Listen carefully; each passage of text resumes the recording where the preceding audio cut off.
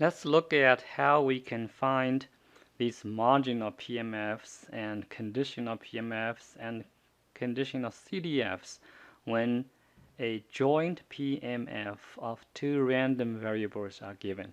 So if we look at this table over here, we have a matrix, and if you look at this matrix over here, these are probabilities. What it means, for example, over here, 0.28. So you can see this is, you can look at this one over here.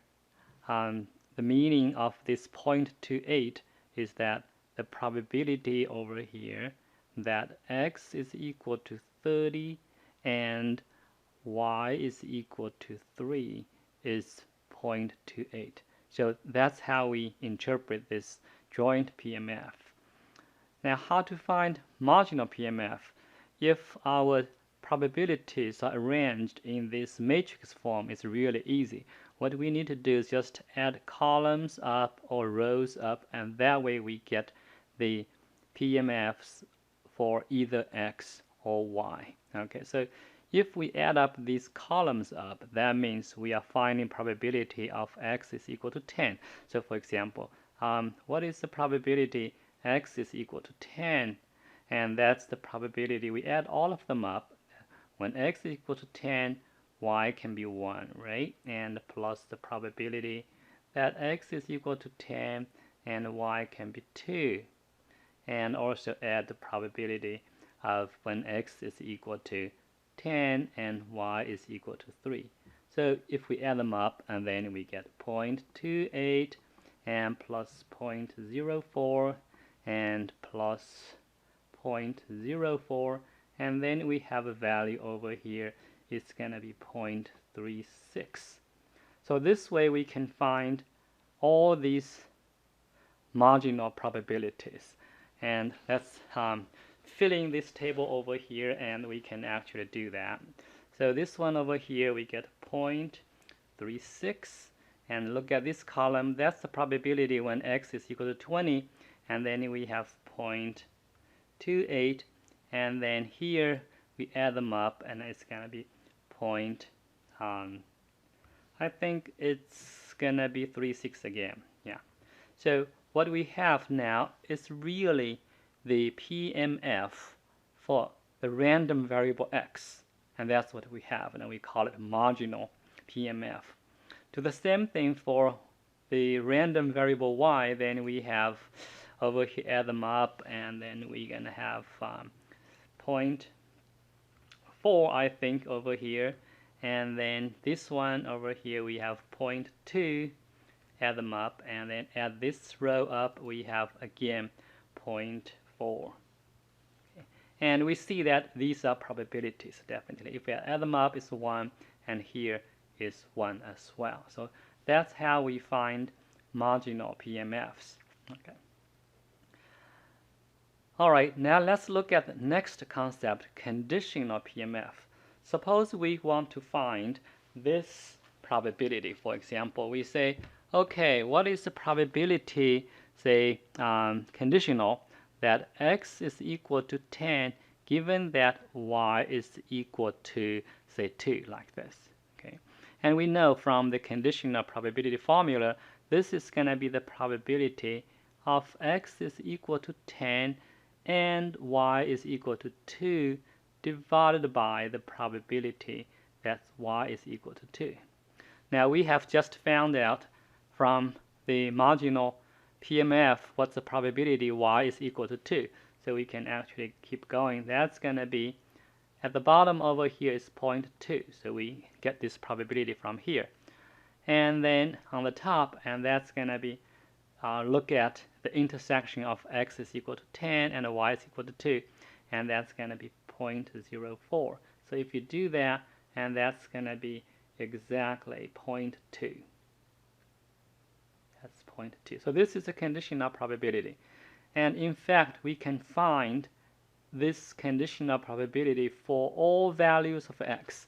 If we do that, then we'll see the following thing, that probability x is equal to 20, y is equal to 2, and then we look at the second column, and that's going to be 0.12 over 0.2.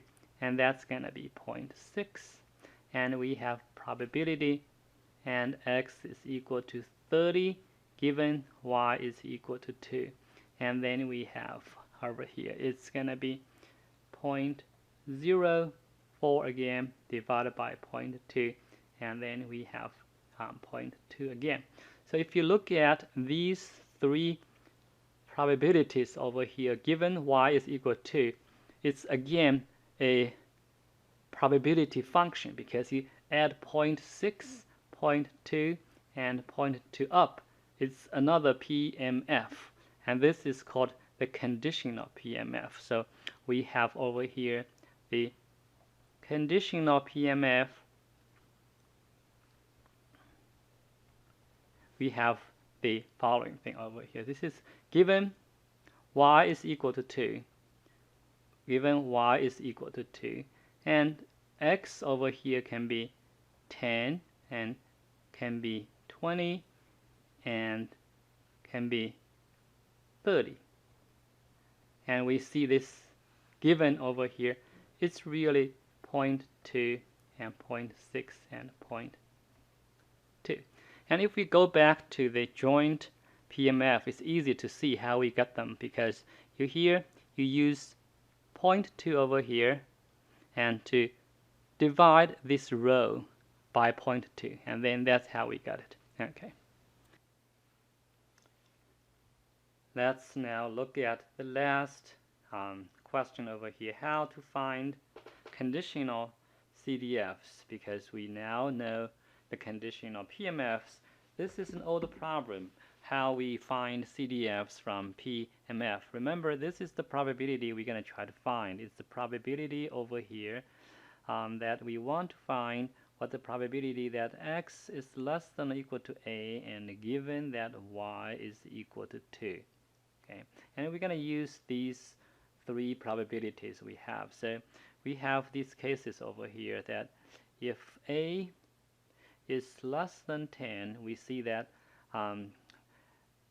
the smallest value for x is 10, so we will see that this function over here, f of a over here, this f of a is going to be equal to 0, and if a is between 20 and 10, so it's, if a is less than 20 but a is greater than or equal to 10, then we will have f of a is equal to the first one, 0.2. Okay, and if we have a is between 30 and 20, then we have additional probability, which is 0.6, because it's now we are adding this probability of 20. So we have f of a over here. It's going to be 0.2, remember, cumulative, and that's going to be plus 0.6, and that's going to be 0.8. So by the same reason, if a is now greater than or equal to 30, we have f of a is 0.2 plus 0.6 and plus 0.2, and that's going to be 1. So eventually we have f of a, this conditional CDF, it's a piecewise function, f of a, which is the probability that x is less than or equal to a given the condition y is equal to 2 is equal to this piecewise constant function, that if a is less than 10, it's going to be 0. If a is between 20 and 10, then we have 0.2. And if a is less than 30 and bigger than or equal to 20, then we have 0.8. And if a is greater than 30, then we have 1. If you want to see the graph, this is what we have. This is the conditional CDF, and then we have 10 over here, 20, and 30. So less than 10 is going to be simply 0, and then between 10 and 20, 10 is included and 20 is not. So we have over here, and then we have another one over here, and then we have another one over here. Okay, so let's try the last one over here. That's going to be 1. All right, and that's x. It's actually a over here. All right, and that's the graph of the conditional Cdf. Given y is equal to 2, what is the probability that the random variable x is less than or equal to a?